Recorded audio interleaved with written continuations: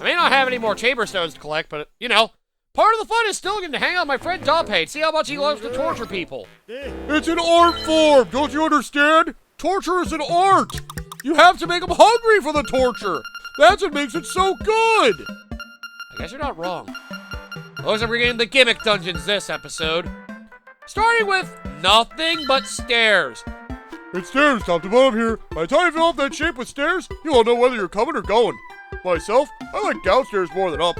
Easier on the knees. Well, the fact I had to do both is kind of upsetting either way. So, knock out these, and then basically just go with all the stair chambers to your heart's desire. So, look for chambers that will fulfill the requirements of, you know, yeah, making all your, I was gonna say making all your dreams come true. Yeah, making all your dreams come true. Let's go with that. Sure. Why the hell not? And technically, they don't have to connect to each other at all, because the stairs just have to be there. As long as they're there, I'm good. But anything you use as a room with stairs, you better make sure you at least connect the stair room together. So, if you're going to use dead-end rooms for stairs, you better make sure it makes sense. So yeah, try to be a little cautious with it if you can help it. Anything that's a dead end, I have to fill in immediately, so that way I don't do something stupid to myself. Oh man, this is so dumb. I hate this already. As long as the chamber's connected, it's fine. I just have to be smart with this and I should be okay. Oh man, I hate this already. Well, we'll make this work somehow. Anyway, welcome back everybody to more Let's Play. Yeah, Legend of Zelda, Link's Awakening on Switch. Yes, again, because we're still doing this chamber bullshit. Anyway, this is your host, the MJ406. Oof. I keep realizing more and more I'm running out of chambers for stairs. Well, that's part of the fun, I guess. Try to realize how many chambers you can use for stairs. Because there's only so many you can take advantage of before you run out of patience for it all. Oh, God. This is gonna be so terrible! This maze sucks! I hate this already! Oh, God. Just come up with chambers and make a plan, okay? Make a plan. Oh, God. That will not work. That can't work. At least not there, it can't. Oh, God. You put yourself in a shitty situation. Why is it like this with the stairs? Who thought this was a good idea? I don't even know they have that many stair chambers. Then again, I need to look for more stairs. I mean, I could probably make this work if I look hard enough. I don't know if I can, but... oh, boy. This is gonna be awkward as fuck. What? Oh, okay. Well, either way, this will have to work somehow, one way or the other. Oh, God. I hate this already. I hate this so much. Who thought this was a good idea? Why? Oh, God. They're linked to each other in such a stupid way. I don't like that either. This is one of the dumbest things I've had to do in this game. Like, I hate so much of this. How the fuck can you logically connect these stairs? Swap them. No way! How the fuck? Alright, well, you ready for stairs hell? Let's go! Jesus Christ! Why would they do this? Well, I'll be ready to navigate stairs. If you're doing it a lot, it's gonna fucking suck. My I guess that's what I wanted, though. Just gotta find the chest and find my way to the end through all the stairs. I basically made a ridiculous stair maze. Okay, I thought they were gonna attack me for a second. I wouldn't have been that surprised, to be honest. Too bad only the hearts and the clubs actually give you something. Alright, we're going over a Zelda list for the, my favorite and least favorite Zelda games. We're finally in the upper half, though. I went through 20 through 9 in the previous episode, so I'm trying to go through at least 8 through 5 this episode. So let's see. My number 8 on this list for favorite Zelda games. Now we're in the upper half, I can say favorite instead of least favorite. Ah! My number 8 is Zelda 2. Kind of feels like I should have done that one sooner, but honestly, I'm a big fan of Zelda 2. So, you know, as much as people probably want to ridicule me for liking Zelda 2, honestly, I'm a big fan of Zelda 2. Sorry, I can't help it. I just really am a fan. I like the whole platforming shift, honestly. It's certainly different. It certainly is very fascinating, I think, anyway. Because, you know, it's like, it shows that it can work. It shows that a Zelda game that goes for that kind of perspective for being a top-down can actually make sense. It's just making sense of it. That's all. And it can definitely be a little awkward in its execution, but honestly, if that game got a remake, I feel like a lot more people would appreciate Zelda 2 more. Because, hey, it's a great predecessor for things like the Shantae series and even some Metroidvanias. Like, if you look at it in a certain way, it's definitely a big predecessor for some of the greatest, like, of even the indie titles we have. Like, yeah, if you want a close comparison, I would say the Shantae series is basically like an evolution of what Zelda 2 is like, so I use that as a good comparison note right off the bat. So I will. And, yeah. I'm willing to give Zelda 2 the benefit of the doubt, because I can at least appreciate it. I know not everybody will share my tastes, but, you know, Zelda 2, I feel like, is an experience that, if it was done in a modern way, could definitely work out better. It's just so weird, which is why I like it. It's so weird. You know, I feel like a game does deserve a new chance on having a modern take. For all the top-down Zeldas and 3D Zeldas we've only had one platforming Zelda game. Again, not counting the CDI ones. I'm willing to look through the charm and see that, you know, it can work. Maybe I have it high on my list because it's different from all the other Zelda games, and I just like the fact that it's so original compared to everything else. And I will not deny that it's definitely awkwardly executed, but honestly, if you can really take the time to sit down and actually, like, get used to it, I feel like it is actually a fantastic Zelda game. And again, it can just use some modern polish to actually make it, you know, it's definitely the Zelda game I feel like needs a remake more than any other. But to me, it has one of the highest potentials of all the Zelda games as well for, like, being a promising new direction, trying something different. That's what I like about it. It has a promising outlook on trying to be a different kind of Zelda if you guys want a different take on the series, you know? Not everybody's going to agree on my viewpoint, but that is just my viewpoint. If you don't agree with it, that's fine, but I appreciate Zelda 2 for what it is. And honestly, I do find myself going back to play it a good bit every now and then.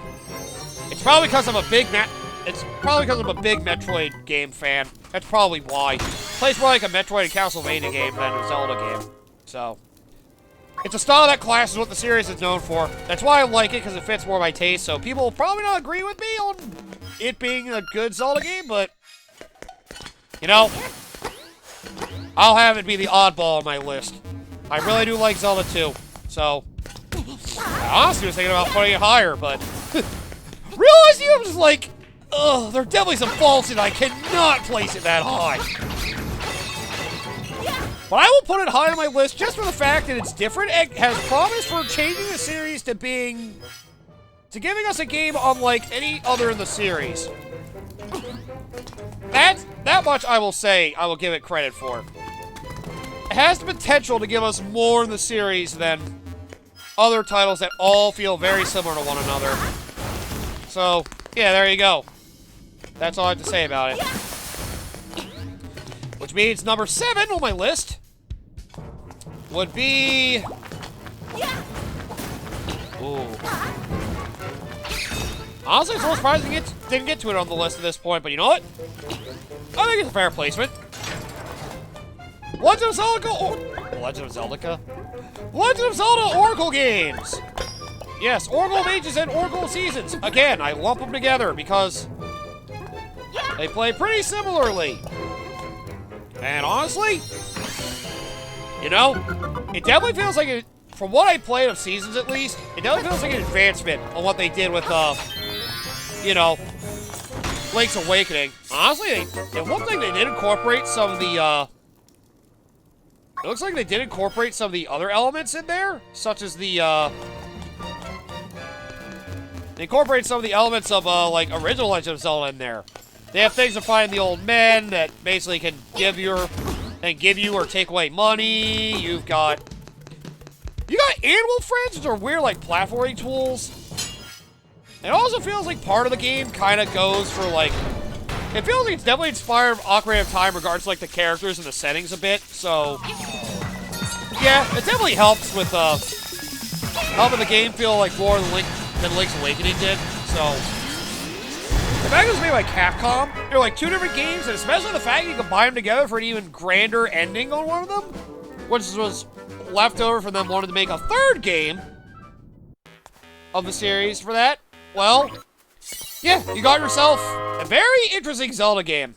One of the more interesting top-down ones that, well, if it got a remake, obviously I would hope they would combine both of them together, and maybe even give us, you know, well... Oh, jeez.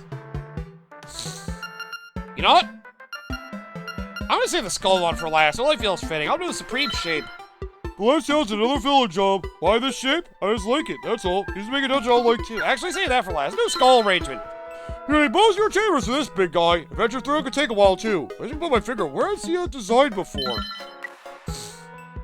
I mean, I know this is a reference to it. Should be pretty fucking obvious, but... Don't you worry about it. Excuse me. Right, get your dungeon entrance first, and then get your, fucking boss chamber. Whatever.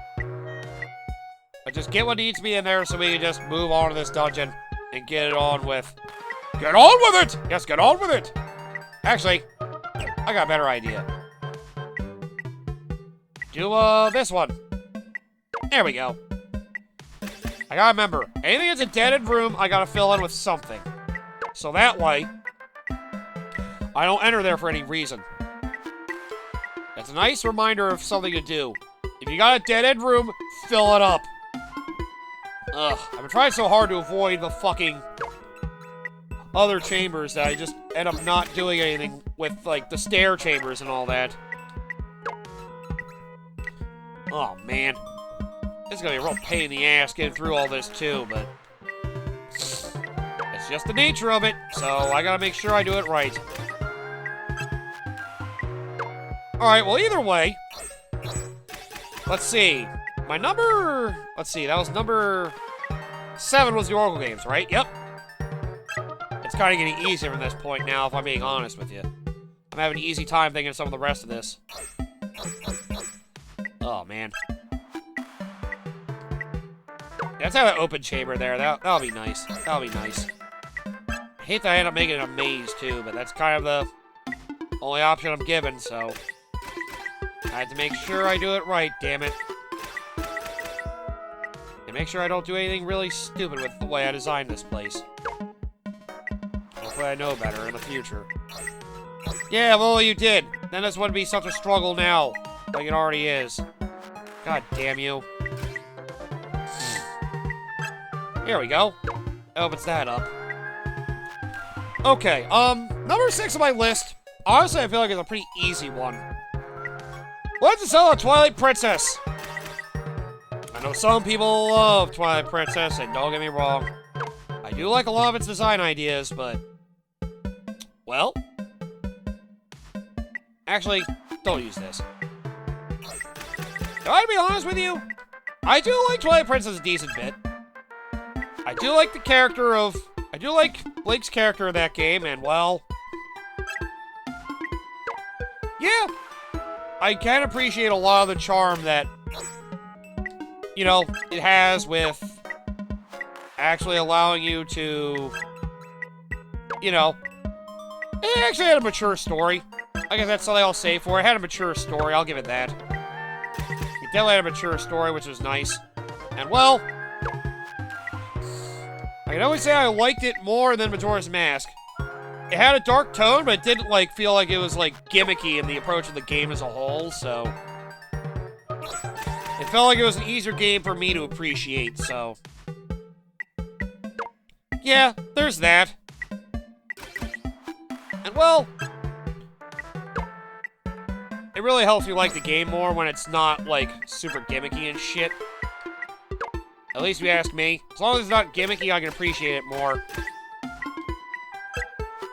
Oh, man, I'm starting to have a hard time trying to think of dungeon rooms for all this. Ah, there we go. Right, I gotta remember, I have dead-end rooms I can use, too. That I should be using more frequently. But I just refuse to do so for some reason. Alright. Now I just need to connect all these and I'll be good. If I can even do such a thing. Which is kind of the tough part, to be honest. We'll make it work. I have before. I'll continue to do so now. Hopefully I will. Hopefully I will.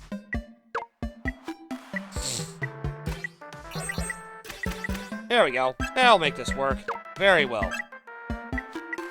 Yeah, I connected this yet. I know. I'm working on it. Give me some time. Yeah, Twilight Princess, I definitely do appreciate a lot of, you know, I do appreciate a lot of how it... The wolf thing has always been a turn-off for me, I will admit, because Wolf Link's always been a questionable choice, in my opinion, for, you know... Yeah, game design choice. I just never was big on the whole transformation thing with Wolf Link. It was like, eh. It always felt weird to me that they had to think of adding that in. But, you know. At least it gave a unique form of gameplay, so... I can appreciate that for Twilight Princess. And also... Well... Midna being a fun guide character also helped. Like, yeah, everybody talking about how great Midna is. She is pretty good, though. I make it sound like I hate her. Like I said, I think she's overrated, but she's still good. So I will not take that away from her. Not at all. Oh, God.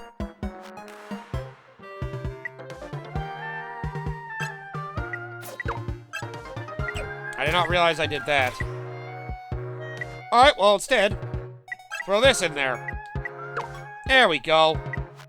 See how much easier it is when you actually think about how you want to place these dungeons and don't be a fucking moron? Well, I gotta place this last one down now. Actually, just do this. Force it to be a room that you don't want to do. There we go. Now you can navigate the rest of that. See? Is that so bad? Yes. Well, you are hard to please then, from the looks of it. Alright.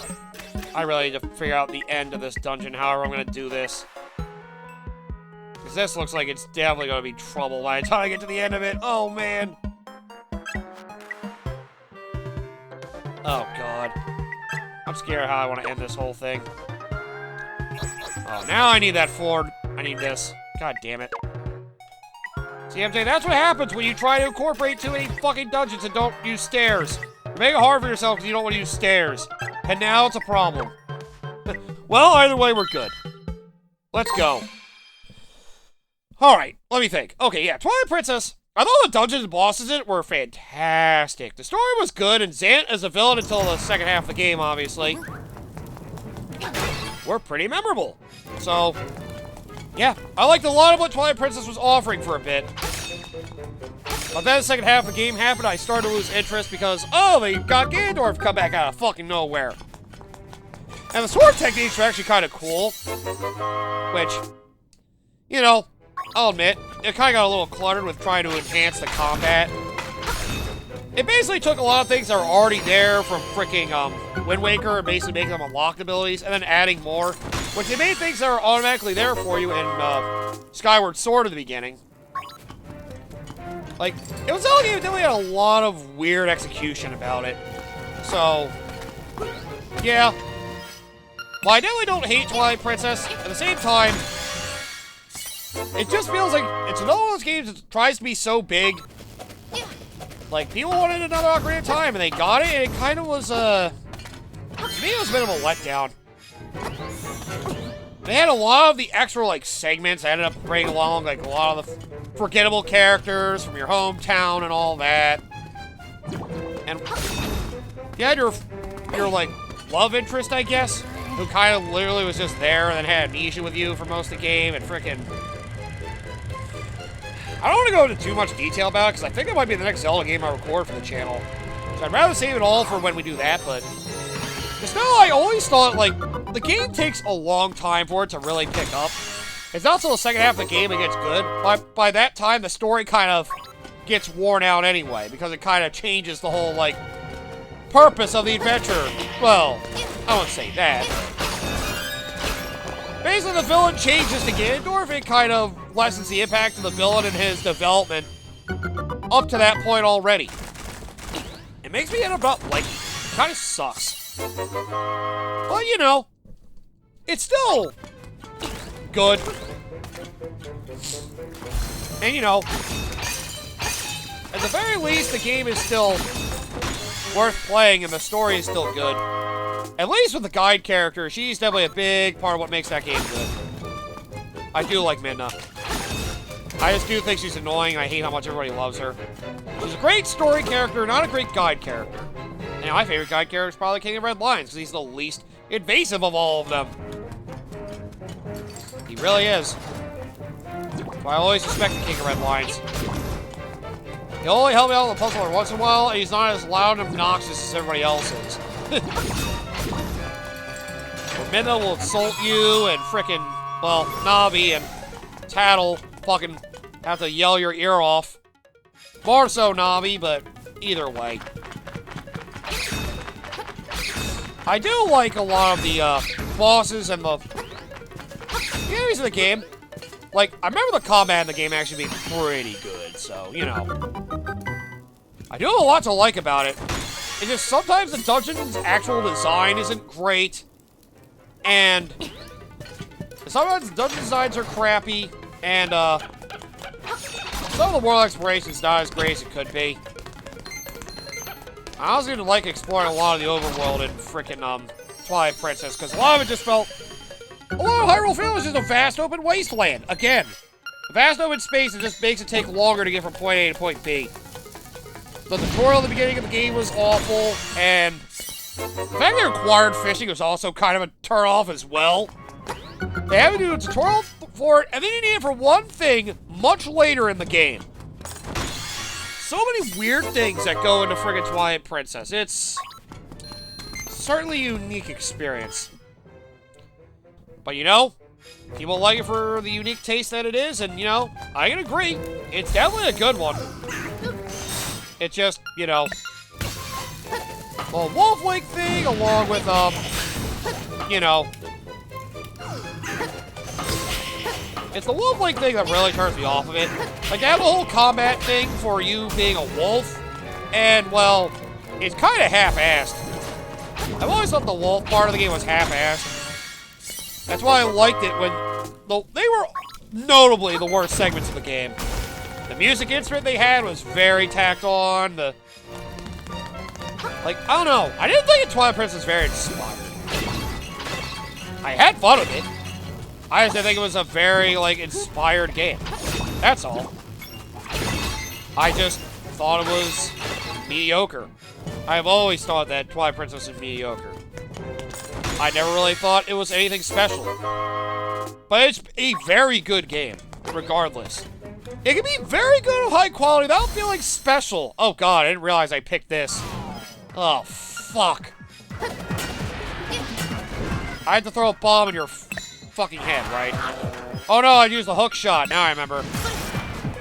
Now I remember how you work. I have to get in the right spot and hope you fucking end up where my hook shot can get you. Come on, show me this corner. Do not make it easy, though. There we go. There we go. Good. Got him hooked and then killed him one set of blows. That is a somewhat annoying boss, I have to admit. Not the worst, but definitely a bit annoying.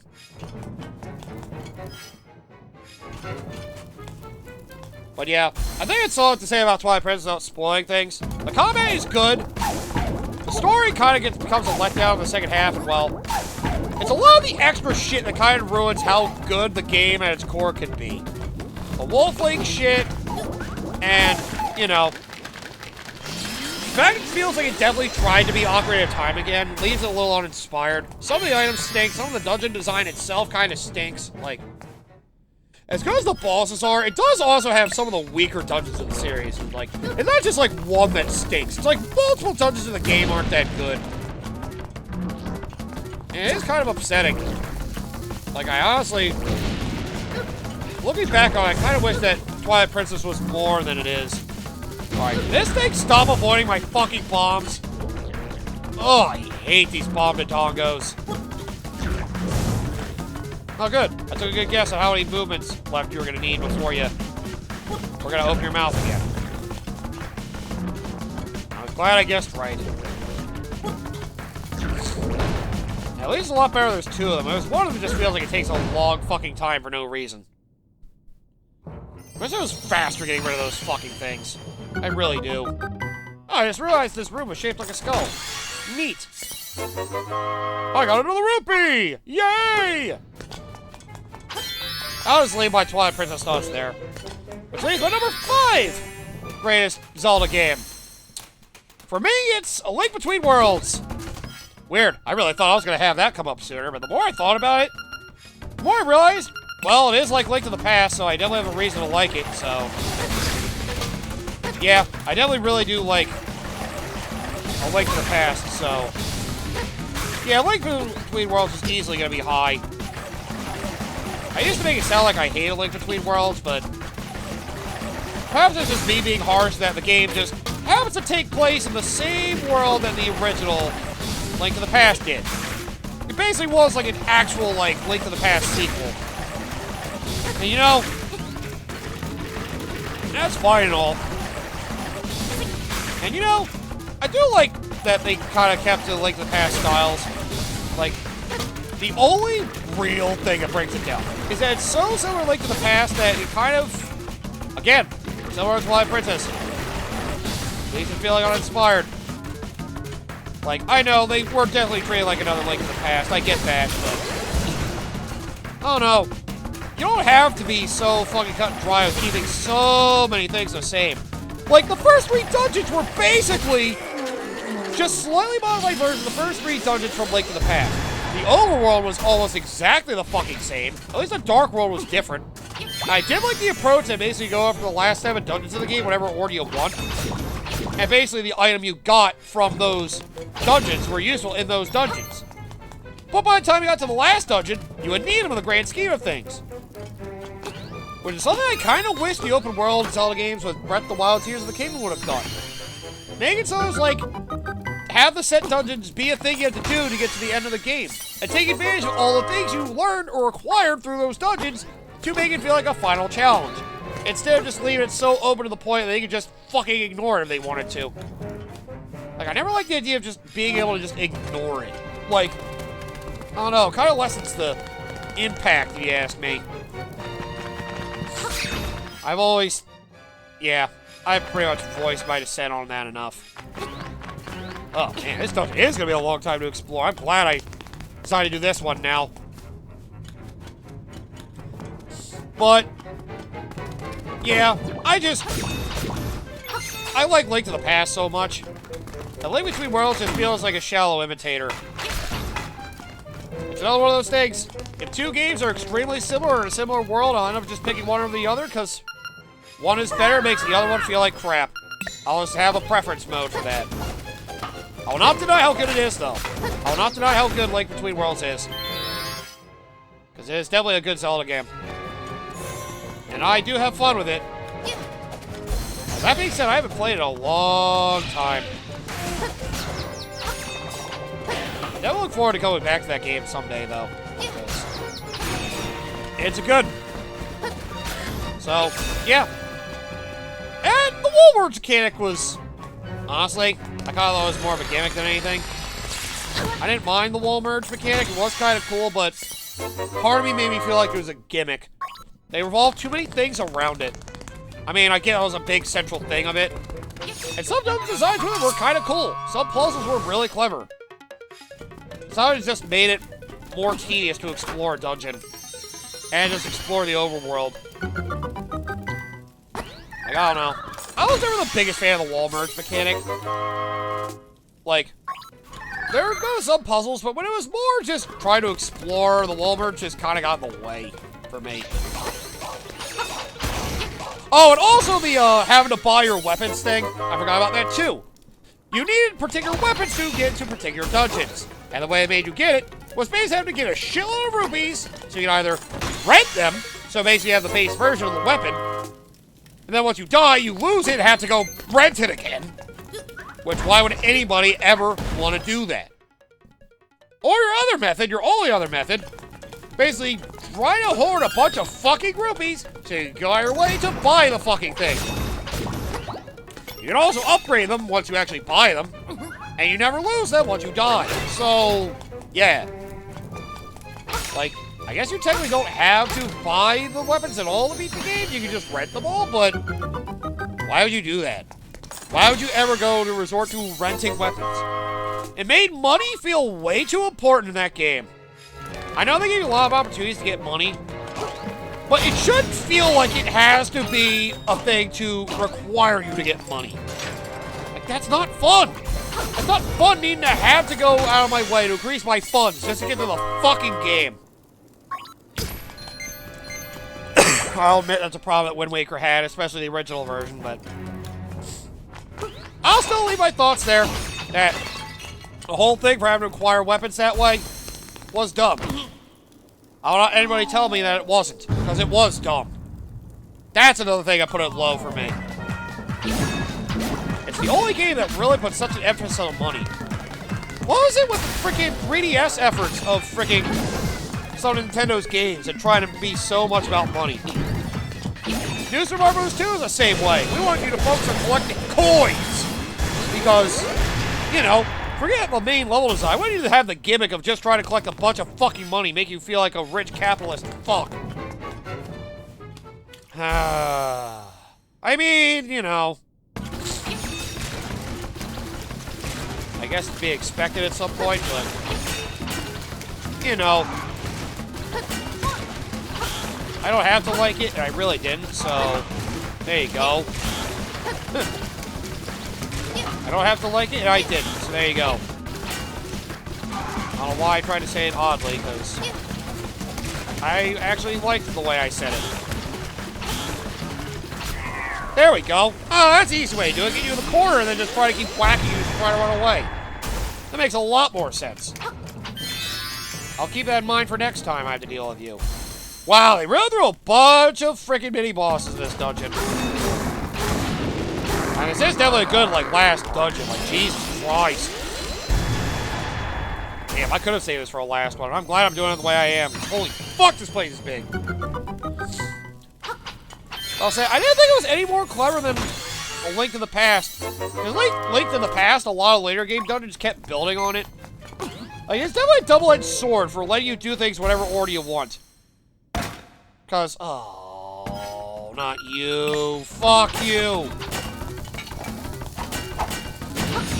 Damn it. Oh, I want to hit him before I fucking... Ugh, I hate this. The only way for me to hurt him. Damn it! Ugh. Come on! Fucking hate you. There we go. I used the bomb to turn you around so that I can hit you with a bomb again. I love this. I love this so much. Oh, this mini-boss is such an annoyance. I fucking hate him. It takes forever. Just fucking let me kill you already. God damn it. Yeah, I think that's all I have to say about Link Between Worlds. They did add some extra stuff which had some, like, modern Zelda enhancements, yeah. But, you know, I was never left, like, really impressed with A Link Between Worlds. I always thought it was fine. Because, I don't know, it felt so much like Link to the Past that it was... I know sometimes people like to say they want a game that's basically this again. Like, make a game that's, like, the best in the series. Like, just make it Mario 64 again. But then if they do something that's, like, literally like that, it's like, ew, you actually, like, made literally this game again. It's not even like a remake. You, like, reskinned the game, changed it a little. But it's, like, different but not. Like, ugh. I hate those half measures of that shit. Like, I've always hated games that take place in the same world as one previously, where, like, the world itself hasn't changed. Like, ugh. Like, oh, do I hate that. Do I hate that a lot. It just screams laziness. If you at least do enough to update the world map, it's at least something interesting. Like Tears of the Kingdom. It was based on the same Hyrule map as Breath of the Wild. But at the very least, you know, it could have been worse. At least they changed things up enough, and because of the new mechanics, you know, get back, take your time. No, fuck you, I'm not taking my time, I'm just gonna beat the shit out of him. Why take my time with him? I want him dead.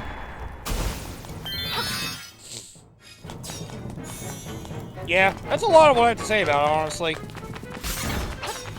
I just wish that Link to the Past was a little more unique.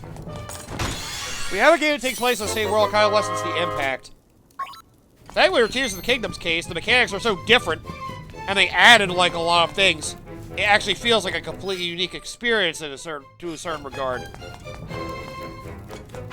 While Link Between Worlds doesn't feel that much different from Link to the Past, so I don't really have as good of a time trying to rank it highly, because, you know, it's, well, yeah, it's Link to the Past 2.0.